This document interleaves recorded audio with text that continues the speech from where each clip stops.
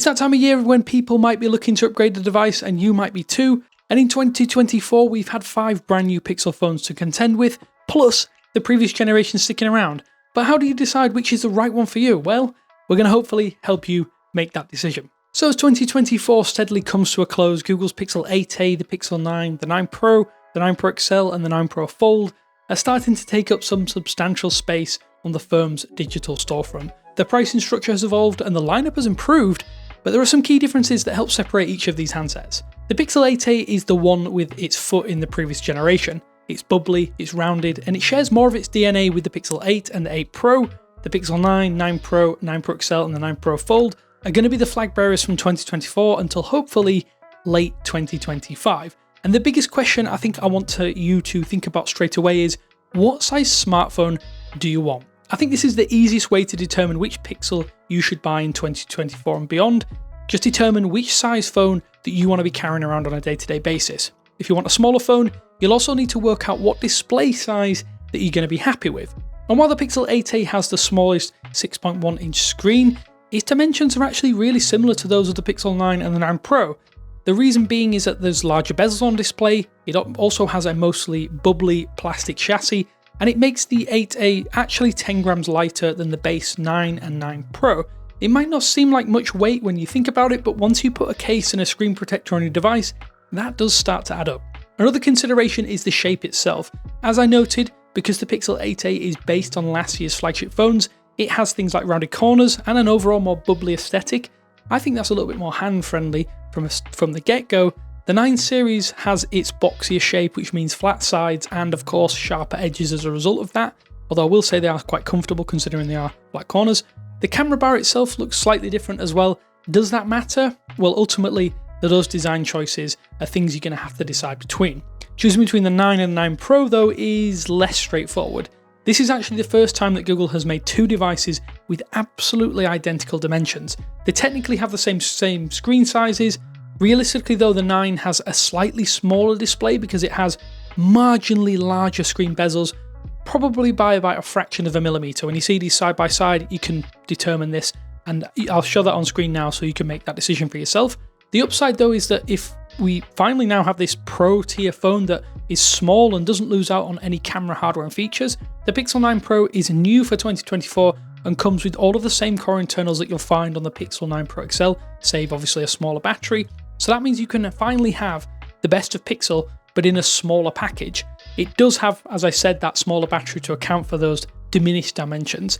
If you want a dual purpose phone, the Pixel Fold or the Pixel 9 Pro Fold has the largest 8-inch internal screen for you to consume content on, dual screen apps, all that kind of thing.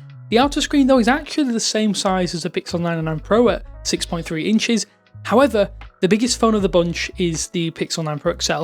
This is the biggest Pixel phone to date in size and stature and has all of the best hardware to boot. Another consideration is, what specifications do you think that you need? I think sometimes the base model is more than enough for most people out there, and getting something with insane specifications can be overkill for your daily usage and your wallet. Credit to Google this year, there's less confusion based upon the specs of its 2024 Pixel phones. So if you're content with a smooth experience and don't care about tons of storage options or raw power under the hood, the Pixel 8a may have last year's processor and less RAM available at 8GB, but it's still a solid performer. The actual performance uplift from 10 to G3 from 10 to G4 is actually pretty minimal when we start to see these synthetic benchmarks.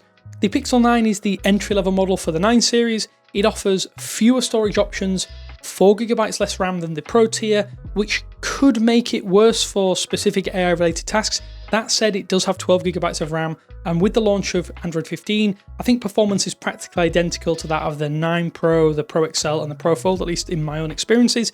If you need or want the most storage, you have 2 options though. You have the Pixel 9 Pro or the 9 Pro XL.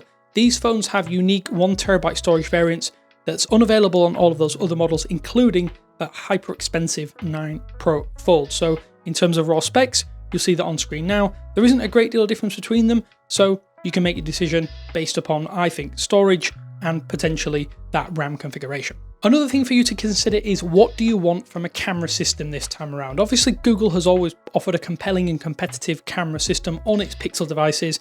They're often lauded for their unique characteristics. in terms of the image processing, and now hopefully the video moving forward. At the low end, the Pixel 8a is objectively the least capable Google camera system for 2024. There's no contest there.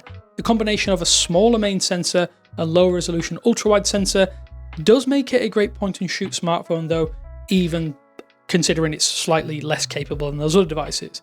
What's interesting though is that the Pixel 9 Pro Fold actually utilizes the same main sensor and the same ultra-wide lens as part of its own camera array, so it's almost on par with the Pixel 8a, but because it has a dedicated 5x telephoto zoom lens, it can actually be more flexible than the base Pixel 9. So the Pixel 9 ships with a dual lens system at the rear, like all previous base models, but it does consist of the same main sensor and ultra-wide for the first time as the Pro tier, the Pixel 9 Pro and the Pro XL. Unfortunately, the selfie camera is also lower at 10.5 megapixels, but this does still support Face Unlock, and Face Unlock is supported on all these devices. At the top of the totem for 2024, you'll find the 9 Pro and the Pro XL. This duo sport the exact same setup, so there's no diminishing or inferior setup on the smaller Pro tier. That means a 50 megapixel main sensor, 48 megapixel ultra wide, improved 48 megapixel 5x telephoto, plus an even more improved 42 megapixel selfie camera for better front-facing photos and videos, and I do think it's up there with the best in the industry this time. If you want the complete camera experience, then realistically the 9 Pro and the Pro XL are going to be essential. Only these two devices are also capable of recording at 8K with video boost enabled, of course. They have enhanced zoom capabilities up to 30 times for stills and better zoom video up to 20x. There are Pro modes also bundled in here too, for enhanced manual controls, but some of those are found on the 9 Pro Fold as well. So if you want the best camera system, it's those two or bust basically. So which Pixel device should you choose and which is the best one for you? Well, before that, let's just talk a little bit about the pricing model, because compared to last year, Google has really upped the pricing for Pixel phones in 2024. The cheapest device released this year starts at $500. Sure, discounts can bring the 8A as low as $399 on a regular basis and sometimes below that with rebates and all those kind of offers out there. But when you consider that the Pixel 8 is a better version of the A series handset and is cheaper than that on a lot of occasions, I think personally I would look over there and just skip the 8A altogether. The Pixel 9, that starts at $799 and is a $100 jump over the 8 series from the year prior. You do though get a better overall smartphone, but at $200 more, I think the Pixel 9 Pro is going to be a far better buy if you can stomach the further $200 uptick, as I noted. Make no mistake, $999 is expensive, but it is one of the few small flagship phones you can buy that doesn't have clipped wings or doesn't have lots of things being cut out of it. Another thing to note is that the Pixel 9 Pro XL is a whopping $1,099 this time around. I do think that is the most expensive baseline Pixel or Pro Series Pixel so far, and that is for 128GB of storage, which I do think is a little bit disappointing. In global regions, that makes it more expensive, and a little like the 9 Pro itself, I think it's harder to recommend at that base retail pricing, unless you do want, of course, all of the bells and whistles. On the other hand, the Pixel 9 Pro Fold is not going to be the best device for most people. I think this is more like a tool than anything else.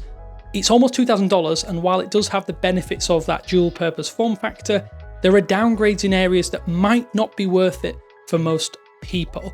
If you don't want to buy the latest devices though, I think for the first time in a while, you're not limited to the 2024 Pixel cohort. Google is still offering the Pixel 8, the 8 Pro and the Pixel 7a, which is now 2 years old, directly from the firm's official store. These can be purchased at significant discounts and offer extensive support windows and impressive functions of their own. Granted, you will miss out on some of those AI goodies, which I haven't mentioned in this video, but the core Android experience is practically unchanged with Android 15 running on those handsets. If you are unsure which device is right for you, you can actually use the great built-in comparison tool that is found on the Google Store. You can select devices you want to compare, and it will give you some key information, much like this video, to help streamline that buying decision and gives you all of that information side by side, so the purchase decision is a little bit easier. I want to ask you though, which do you think is the best device in the 2024 Pixel lineup? Let me know down in the comment sections below. I think most people will love any Pixel that they go and pick up this year. It's easier to recommend, I think, than ever before. I want to say before I head off, cheers for tuning in. Thanks to our channel members on screen now. But until next time, I will speak to you later.